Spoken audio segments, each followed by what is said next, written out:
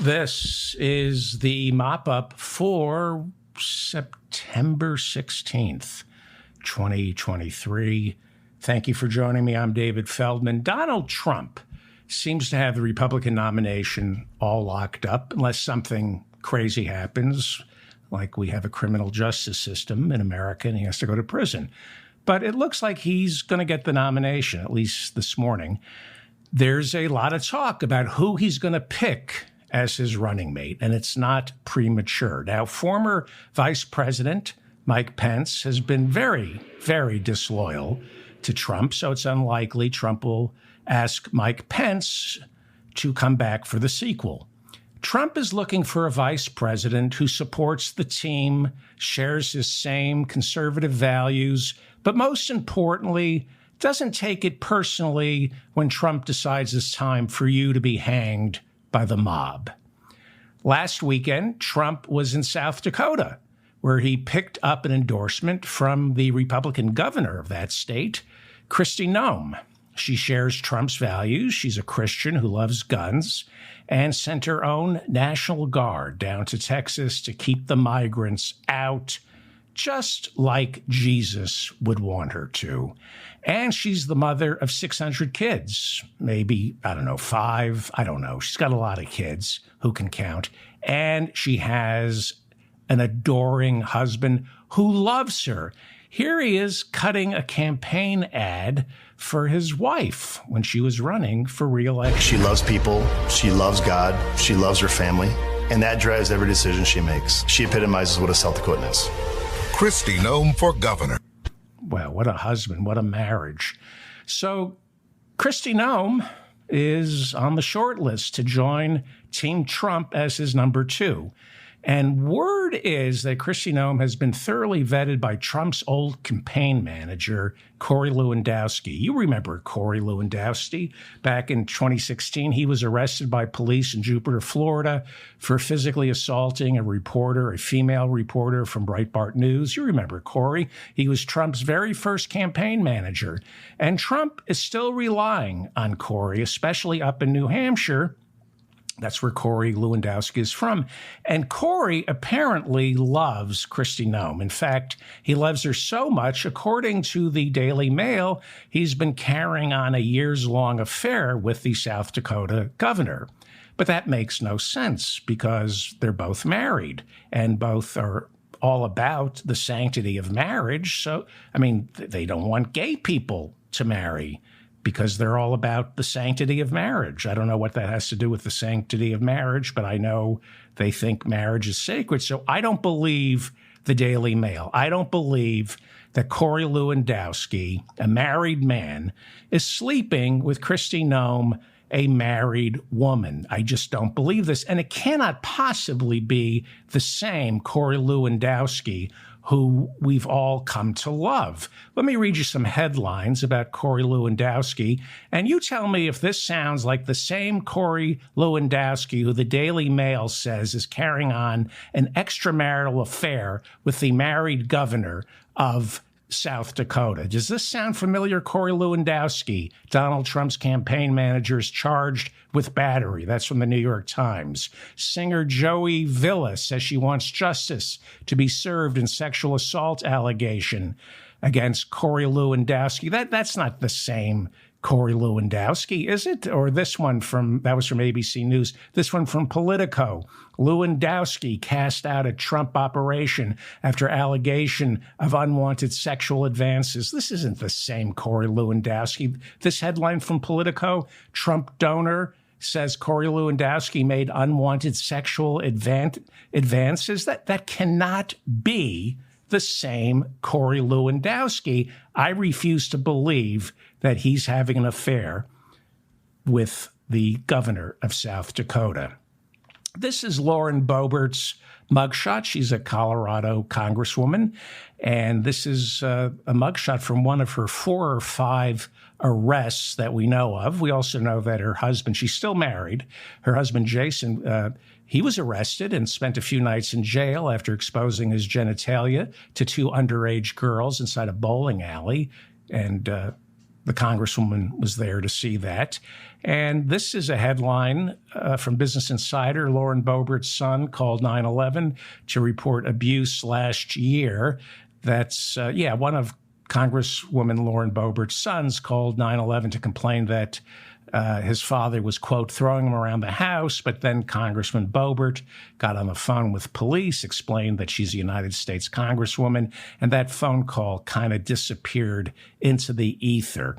Well, we reported earlier this week that Lauren Boebert was thrown out of a Denver, Colorado theater during a performance of the musical Beetlejuice. She was thrown out for being disruptive. She was accused of vaping during the performance, singing along, making out with her date, vaping some more, videotaping the performance with her phone in direct violation of theater rules, and refusing to be quiet. Now, she admits to being thrown out. She says, however, she didn't vape. But here is surveillance video. There we go. This is intermission, and she's reaching in, and she's vaping. Here we go. Watch her vape. There we go. She lied. She said she wasn't vaping. Who vapes in a crowded theater before the end of intermission? And then during the show, the second half, the surveillance camera captures more of this. Well, that's her vaping some more. Let's watch her vape a little more. That's right.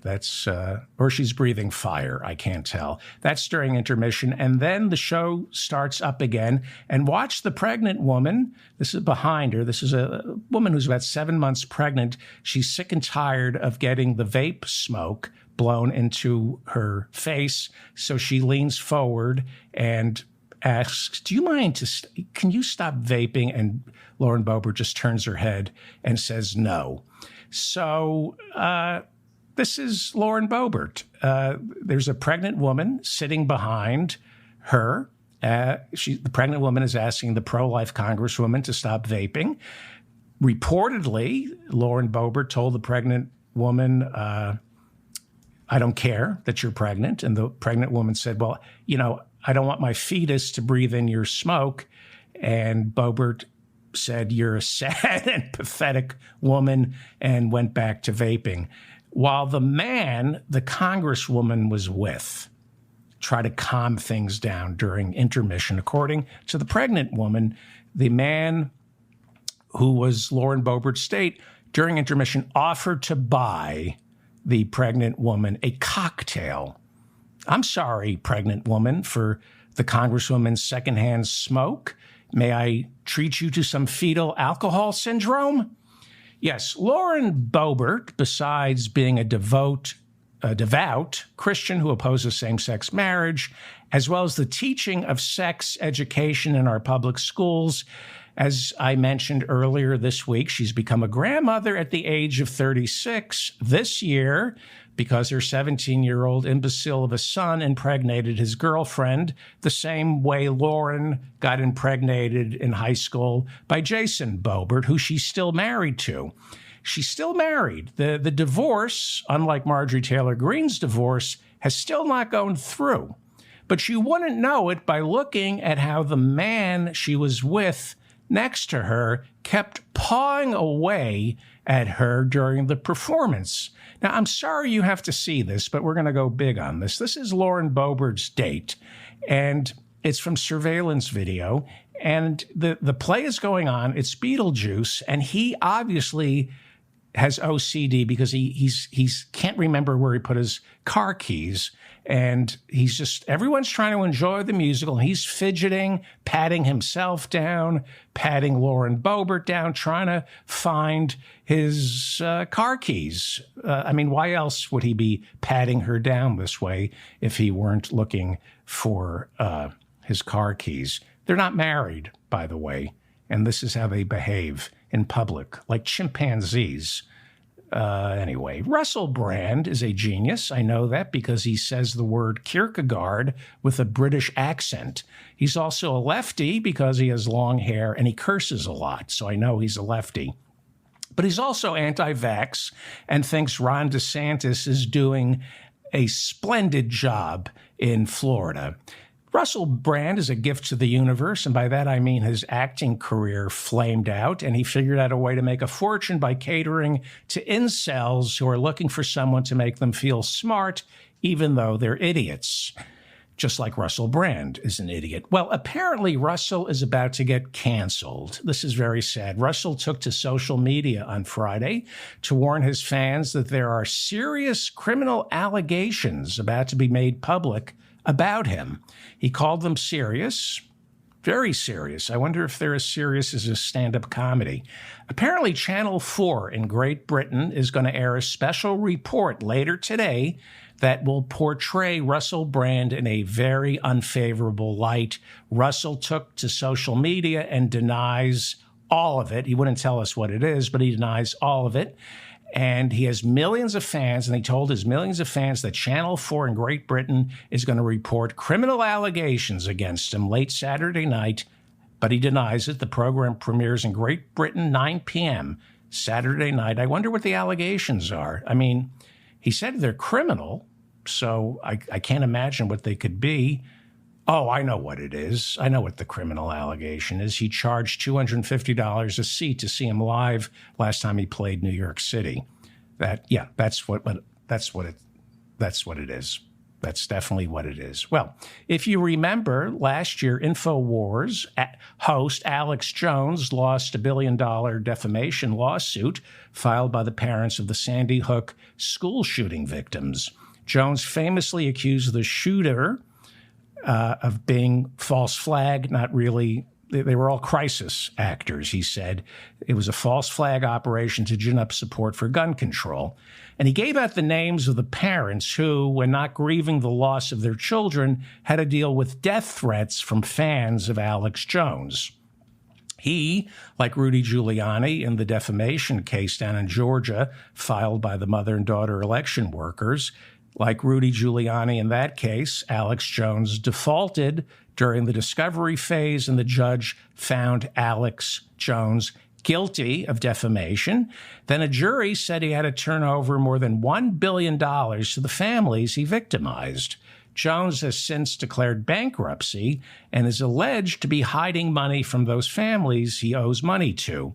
New reports this week reveal that Alex Jones, while claiming to have no money, has spent millions this year on vacations, second homes, and luxury automobiles. And I just don't understand, because he said he gave the judge and the jury his word that he's bankrupt.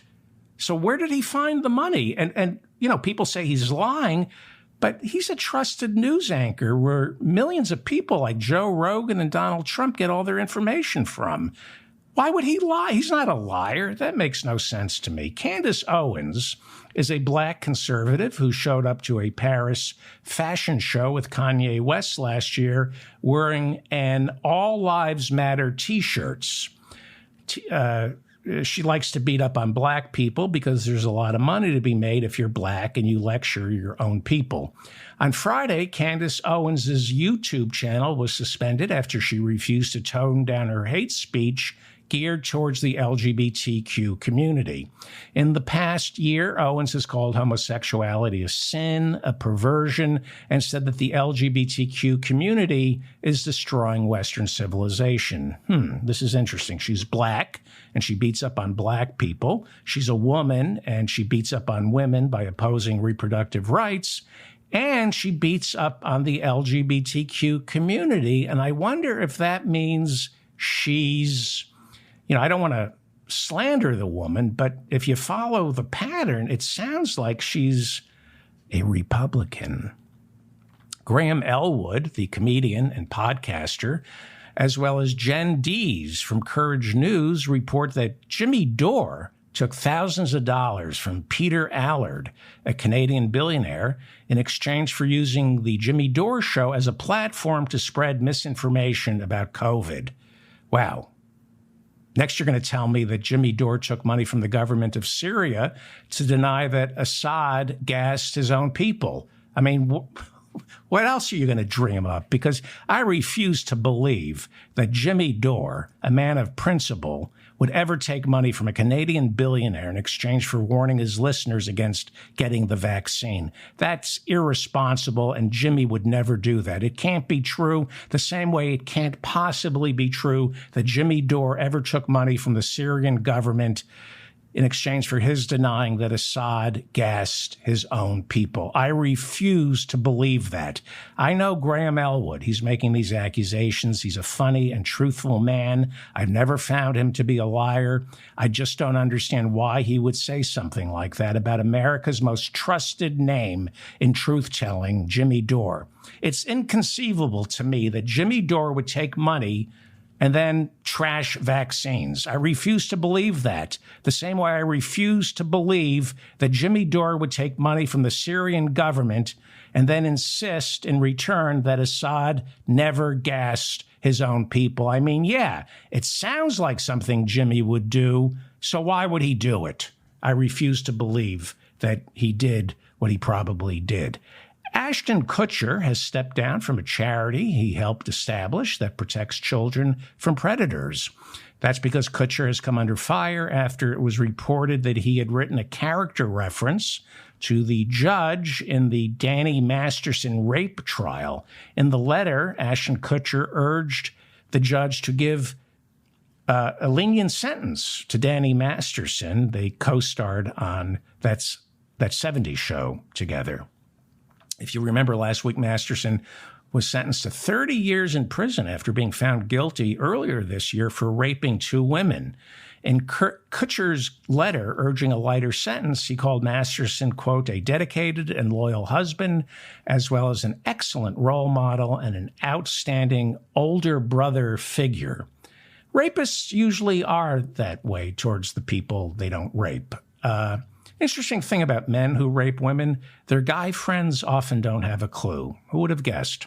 Comedian Hasan Minhaj admitted to the New Yorker magazine in an article published on Friday that his stand-up routine is riddled with lies, and according to staffers on his now canceled talk show for Netflix, Hasan had no interest in researching any of the facts on stories he covered for that comedy news show. Minhaj, in the interview with the New Yorker, insisted that while the stories he tells on stage are often fabrications, they were, in fact, emotionally true, he said. Emotionally true. Minhaj admitted that he never had to rush his daughter to the hospital after someone mailed anthrax to his home. He says he was lying when he said he was befriended by an FBI informant at his mosque. He also admitted to lying about an interview he did with the leader of Saudi Arabia. And apparently he also told lies about an ex-girlfriend that forced her to go into hiding because his fans doxed her. Well, Hasan Minhaj is on the short list to become the next host of The Daily Show, and I think this article pretty much seals the deal for him. I think TV executives have a special affinity for people like Hasan Minhaj who have trouble with the truth. Remember Brian Williams? You know, liars make other liars feel human. So I'm pretty sure this will get him The Daily Show because they're just lies. They're just lies. Everybody lies. I mean, I don't lie, but, you know, if you want to succeed, you got to lie. Joe Biden lies. I love the guy. I don't love him, but I'm voting for him. He lies. He just got caught telling another lie. Here he is in Maryland yesterday lying about his teaching career, a teaching career it turns out was completely non-existent. Democracy is at stake, folks. Our democracy is under attack. And we got to fight for it. I taught at the University of Pennsylvania for 4 years, and I used to teach political theory. And folks, you always hear every generation has to fight for democracy. And I found myself, it's automatic. We didn't have to believe it. But we do. We do. He didn't teach at the University of Pennsylvania. He never taught. But as Hasan Minhaj says, it's an emotional truth. Does anyone really care that Joe Biden didn't get arrested trying to see Mandela in South Africa? It's emotionally fulfilling to hear him tell that story. Biden's lies about fighting segregation in the 1960s, they're emotionally true. He didn't fight for desegregation in the 60s. But it's a nice gesture to lie about that. It's emotionally fulfilling. He's saying, basically, I wish I did what Bernie Sanders did in the 60s, but I lacked the character. The lie is aspirational. Who cares if it's true? It's what's in the man's heart. That's all that matters. And I learned that from Buzz Aldrin on Apollo 11 when the two of us became the first men to walk on the moon. The United Auto Workers announced they will return to the bargaining table with the big three automakers later today. The UAW announced a strike on Friday after their contract expired with no agreement on the table. The United Auto Workers has targeted all three car companies, but only picked 3 plants, trying to avoid a complete work stoppage that could end up draining their nearly $750 million strike fund that pays workers $500 a week during a walkout. So far, only 13,000 workers are striking plants in Missouri, Ohio, and Michigan. The UAW's strike last time lasted 40 days, and it was, I believe, in 2019. President Biden has gotten an endorsement from every major union in America except the United Auto Workers. Shawn Fain is the head of the UAW, and he's withholding his endorsement, but has said 4 more years of Donald Trump would be catastrophic. Here is President Biden Friday morning supporting the UAW strikers. Auto companies have seen record profits, including in the last few years, because of the extraordinary skill and sacrifices of the UAW workers. But those record profits have not been shared fairly, in my view, with those workers. Auto workers have not had a major raise in more than a decade, and that does not keep up with inflation, so they're asking for as much. They may not get it, but they're asking for a 40% raise that's spread out over a couple of years. They're also demanding an end to the 2-tier system where a majority of workers hired after 2007 are considered hourly employees not entitled to health benefits or a pension. UAW leader Shawn Fain was asked what he thought of the automakers now insisting that increased labor costs will bankrupt their companies. I think it's a joke. You know what? They could double our pay right now. The cost of labor that goes into a vehicle is 5% of the vehicle. They could double our wages, and they could not raise the price of vehicles. They would still make billions of dollars. It's a lie like everything else that comes out of their mouth. Here's the president of UAW Local 12. Here's the president of UAW Local 12, Bruce Baumhauer, talking about the concessions the UAW made to help get the auto industry back up on its feet after the Great Recession of 2008, and how the auto companies have yet to return the favor. One thing that drives us crazy is we went through bankruptcy with Barack Obama back in 2008 and in the beginning of 2009. And we were told by the president we had to give up huge concessions for them to get the government support to turn their companies around. We did that, and it hasn't been reversed. Back in 2000, when we came out of bankruptcy, our starting pay at Jeep was $15.78. 14 years later, it's $15.78. There's something wrong with that. Yeah. Something very wrong with that. Here is Congresswoman Summer Lee. She serves the 12th Congressional District of Pennsylvania. It's her first term in the House of Representatives. Here she is Friday on the House floor.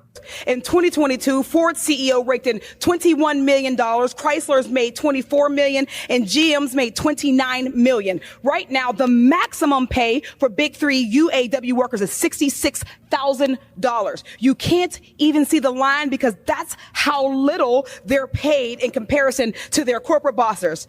It would take a UAW employee a maximum salary almost 440 years to make what the CEO of General Motors makes in 1 year. Yet these CEOs lie that their workers, quote, threaten our economy. Let me be clear. Any company that can afford 40% raises for CEOs already raking in millions can afford 40% raises for their workers who our clean energy economy depends on. These workers don't threaten our economy, but CEOs do. So to the big three, pay those workers what you owe them. Don't act like you forgot. Solidarity forever. I yield back. I'm sorry. What was that you just said? Solidarity forever. Wow. Never hear that from a Democratic member of Congress, unless it's Bernie, who Friday evening, Senator Bernie Sanders addressed the United Auto Workers at a rally in Detroit. Imagine had he been elected president. Try to imagine a president addressing a rally, a UAW rally. This is what the revolution would have looked like. Here is Senator Bernie Sanders, who should have been president, speaking at a UAW rally in Detroit Friday night. Let's be clear that what the UAW is fighting for is not radical. In the first half of 2023, the big three automakers made $21 billion in profits in 6 months, up 80% from the same time period last year. In other words, they're doing pretty good. Meanwhile, while the CEOs and stockholders in the automobile industry made out like bandits, the workers who build the vehicles, you, are earning totally inadequate wages, and over the last several decades have fallen further and further behind. All of you know that there was once a time when a union job in the automobile industry was the gold standard for the working class in America. Brothers and sisters, the CEOs of General Motors, Ford, and Stellantis, and their major stockholders on Wall Street have got to understand they cannot have it all. We refuse to live in an oligarchy. We refuse to accept a society in which so few have so much and so many have so little. Brothers and sisters, enough is enough. Let us stand together to end corporate greed. Let us stand together to rebuild the disappearing middle class.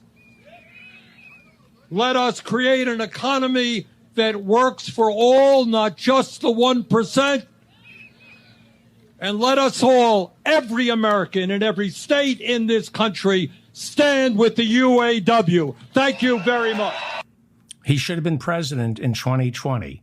He was leading in 2020. He was going to get the Democratic nomination, and then Clinton, Obama, Clyburn in South Carolina panicked and gave it to the guy I'm voting for, Joe Biden. Let's listen to Joe Biden. Let's compare and contrast. This is Joe Biden supporting the UAW. Auto companies have seen record profits, including the last few years, because of the extraordinary skill and sacrifices of the UAW workers. But those record profits have not been shared fairly, in my view, with those workers.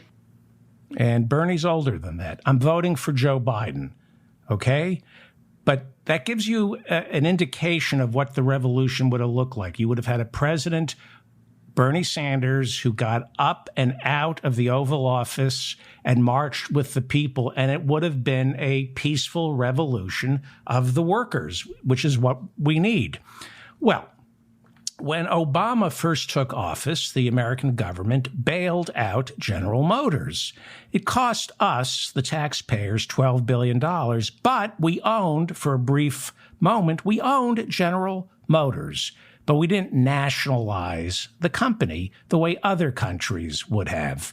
We should have, but we didn't. Barack Obama said when he was president and he was bailing out GM, he says, I don't want to run an auto company. But that was disingenuous because you don't have to run the auto company if you nationalize it. Instead of running the company, you just become a majority stakeholder. The same way Warren Buffett doesn't run Chevron. St. Buffett is the largest shareholder in Chevron, but he doesn't run Chevron. He's just a majority stakeholder and has more of a say than anybody else on the direction of Chevron, which is killing indigenous tribes people in the Amazon. That's their business model. Warren Buffett, St.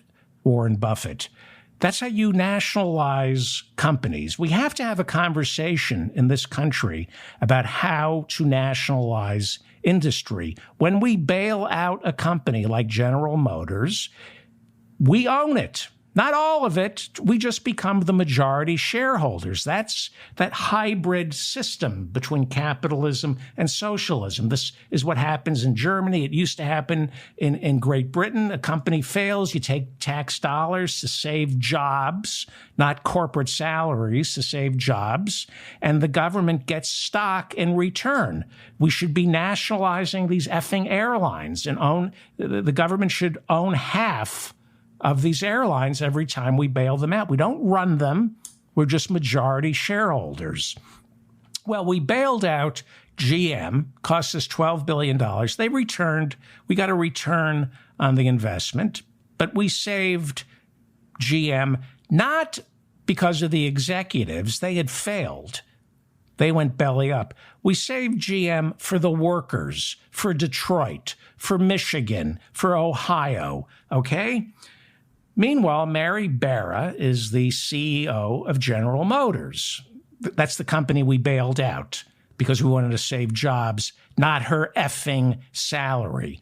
She was on CNN early Friday morning, and she was asked about her obscene salary. The union is asking for a 40% wage increase over 4 years. They're asking for that in part because they say CEOs like yourself, leading the big three, are making those kind of pay increases over the course of the last 4 years. You've seen a 34% pay increase in your salary. You make almost $30 million. Why should your workers not get the same type of pay increases that you're getting leading the company? Well, if you look at compensation, my compensation, 92% of it is based on performance of the company.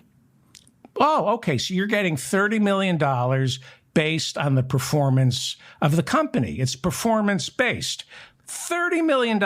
We bailed your ass out. Do you think Barack Obama could have sold the GM bailout in 2008, 2009 if we knew Mary Barra would come along in 2014 as CEO and pay herself $30 million? Do you think we'd be so keen about returning all the stock we owned when we bailed them out? She pays herself $30 million. That company wouldn't exist if it weren't for the workers and the taxpayers, this greedy pig. All right, so you're performance-based, $30 million. Well, here's something that nobody ever does. Let's talk about your effing performance, shall we? Mary Barra, CEO of GM, who makes $30 million based on her performance. You took over January 15th, 2014. Okay, you've been there about 9 years. When you took over, GM stock sold for $30 a share on January 15th, 2014. When Mary Barra took over, the stock was selling at $30 a share. She gets $1 million for each dollar a share, apparently. It was $30 million. She gets $30 million a year. It's performance-based. So I'm going to assume GM stock must be what, $60, $100 a share? I mean, I know the stock market in the past 9 years has at least doubled. So I would assume if we're paying Mary Barra $30 million based on her performance, the stock has to have gone from at least $30 a share to $60, $70 a share just to keep up with the market.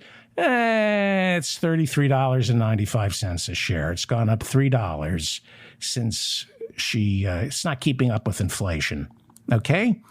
So it's performance based, she says. Why does she get away with this? Because nobody understands finance, stocks, or corporations. These people are incompetent, and they get to where they are because they have sharp elbows, they're greedy, and like Hassan Minhaj and Joe Biden and Donald Trump, liars. You want to make it? Lie. But here's the truth about GM stock, okay? This is the truth. Friday, GM stock closed at $33.95.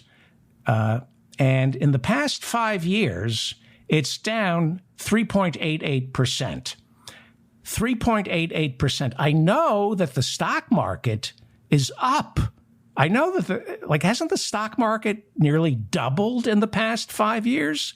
And they're paying Mary Barra $30 million, she claims, a year because it's performance-based.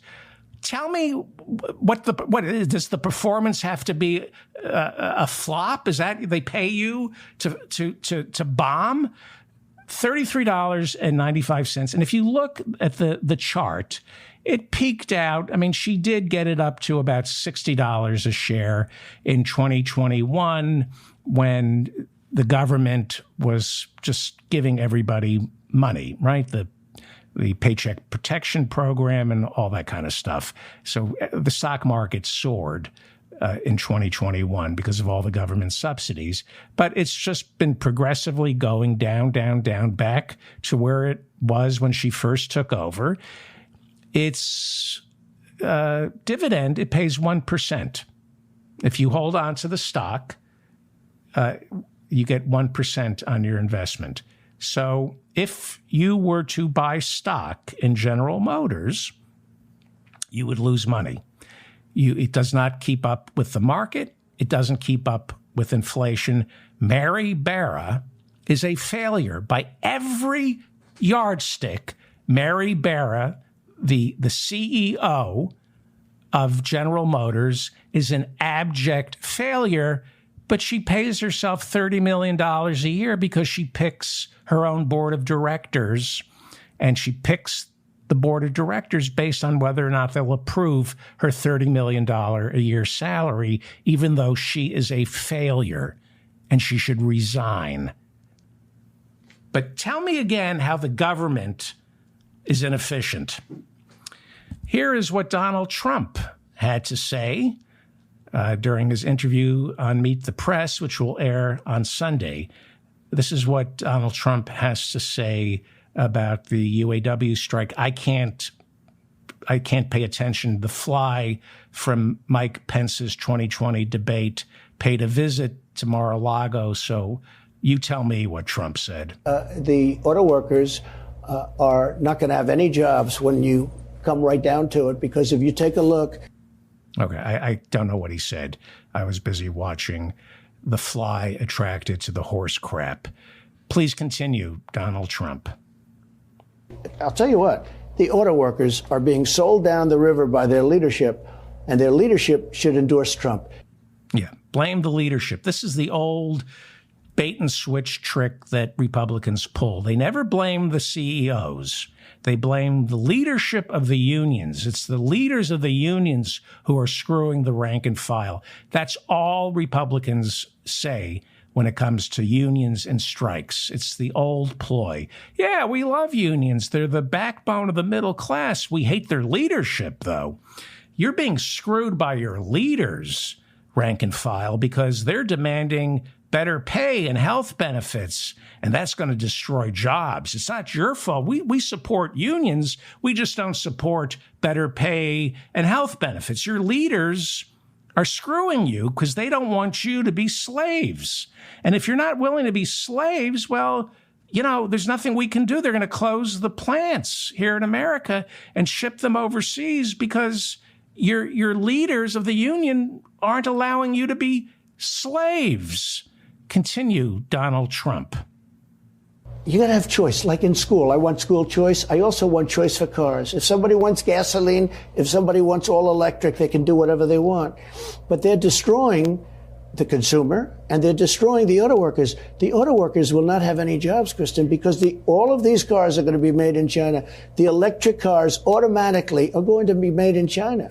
Automatically, the electric cars are going to be made in China. Automatically. There's nothing we as a government or I as a president can do to stop American cars from getting made in China, said the man who boasts of the tariffs he placed on China. There's nothing, electric cars automatically are going to be made in China. And as your future president, there's nothing I can do to prevent that. I'm powerless. And, if you switch off away from fossil fuels, there's nothing we can do. There's all the electric cars will be made in China, and then the auto workers will have no jobs. There's nothing we can do to stop that. We're a powerless country. We can't do anything to protect consumers or workers or the auto companies. We're going to have to wave the white flag of defeat when it comes to electric cars. Here, China, take over our economy because, why? Because he likes fossil fuel money. He wants consumers to have a choice. That's the other thing that it's all about choice, except when it comes to abortion. He wants consumers to have a choice between electric cars and cars that run on gas, because choice is good. I choose a planet that's inhabitable. You choose one that's completely destroyed. It's a choice. You make a choice. I make a choice. This is the Republican Lieutenant Governor of North Carolina, Mark Robinson. He's running for governor, and he might win because he's a Republican and he's black. And who doesn't love a black Republican? I mean, other than black people. Here is Republican Mark Robinson talking common sense about electric cars this week at the Faith and Freedom Gala. There's people running around here talking about electric cars and oil and all of this foolishness. Don't realize something. They don't realize something. God blessed us with that oil for a reason. Yeah, God blessed us with this oil for a reason. Well, late Friday evening, how can you argue with that? Late Friday evening, Special Counsel Jack Smith filed a motion with the Washington, D.C. judge overseeing Donald Trump's election interference trial, requesting a gag order to stop Trump from making statements that look like they're contaminating the jury pool. In a motion filed with Judge Tanya Chutkan, Special Counsel Jack Smith warned that Trump was spreading misinformation as well as intimidating potential witnesses. Trump, of course, called a gag order, a potential gag order, an infringement on his First Amendment rights. I don't know. I mean, is Jack Smith overreacting? You tell me, is Trump trying to contaminate the jury pool when he refers to Special Counsel Jack Smith like this? These are Democrat fascists. Or this? Horrible people, fascists, Marxists, sick people. See, here's the problem. If this were any other defendant, he'd be put in jail. He'd be told to shut up. You do realize you're not allowed to trash the judge in your case, the prosecutor in your case when you're on trial. You do know that, Donald Trump, don't you? I know this. I don't even know that. Oh, okay. Well, the problem is if Donald Trump refuses to obey a gag order, the judge issues a gag order, tells him to be quiet, and he doesn't shut up. She has no choice but to jail Donald Trump before the trial even begins. That's what happens in normal circumstances. But then what happens? What happens if you jail Donald Trump? What happens? Here is MSNBC's Nicole Wallace freaking out on Friday at the prospect of Donald Trump going to jail before the trial even starts and what the ramifications will be. Shit's about to hit the fan in this country. Well said. That's very optimistic. a lot of faith that MSNBC has in our criminal justice system. I don't even say that again, please. Shit's about to hit the fan in this country. She's scared because she's in a bubble. So all she sees is the alarmists talking because she works for MSNBC. And if you're in a bubble, you begin to believe that the shit is about to hit the fan. I got news for you. If you left your bubble, you would know it already hit the fan. It hit the fan 10 years ago. I'm not so sure Trump supporters are as dangerous as Nicole Wallace over at MSNBC fears they might be. But I do know Fox News is starting to get a little freaked out as well. There was an anti-migrant rally in New York City on Friday. Congressman Jerry Nadler spoke. You couldn't hear him over the taunts. AOC showed up. She spoke. You could barely hear her over the taunts and the threats being made from the anti-migrants. Fox News has been ginning up rage towards migrants for at least 20 years. Here is a Fox News reporter talking to one of the anti-migrant protesters, and it's one of those moments where Fox News realizes, my God, I'm Dr. Frankenstein, and the monster got loose. This is up to us. This is up to each and every one of us to stand up. Nobody's coming here for us. Right. We're here for ourselves. If we don't get up and fight for our city, nobody's coming for us. They're coming to destroy it. The reason why they're here is to steal our votes. Right. We're not going to be able to live. They're stealing our votes, our kids' future, my birthright, our United States, this great city that I refuse to leave. Do you understand? Nobody's coming for us. These elected officials aren't even elected. They're using absentee ballots. They're being selected. Okay, so far he's doing the Lord's work on Fox News, but then it starts getting ugly and Fox News freaks out. What did you think that AOC, when she came out and other members of Congress and they had this press conference, what did you think about their comments? They will never be allowed to walk down the streets again. Yes. They have destroyed our city, and New York, especially Queens, is woken let's up. Pull away from this. You see the anger among some on the streets of New York City. Yes, you see the anger of the people on the streets of New York City. We have no idea where that anger comes from. Nicole Wallace? Shit's about to hit the fan in this country. Nah, the shit isn't about to hit the fan. It hit the fan. Actually, 10 years ago, it hit the fan. Look, January 6th was real. That's when it hit the fan. And the Black Lives Matter protests, it didn't really hit the fan. They were peaceful, except, of course, when the anti-protesters showed up, and most importantly, when the police showed up. There is no need for the shit to hit the fan if we remain a nation that obeys the rule of law, if our police obey the rule of law. Now, if Donald Trump needs to be locked up before his trial, lock him up. Lock him up. If he can't obey a gag order, lock him up. You'd be amazed by how many Americans would get in line, and you'd be amazed by how many Americans would be grateful to see him silenced, especially the cowardly Republicans who don't have the courage to silence him themselves. I'm David Feldman, reminding you to stay strong and protect the weak.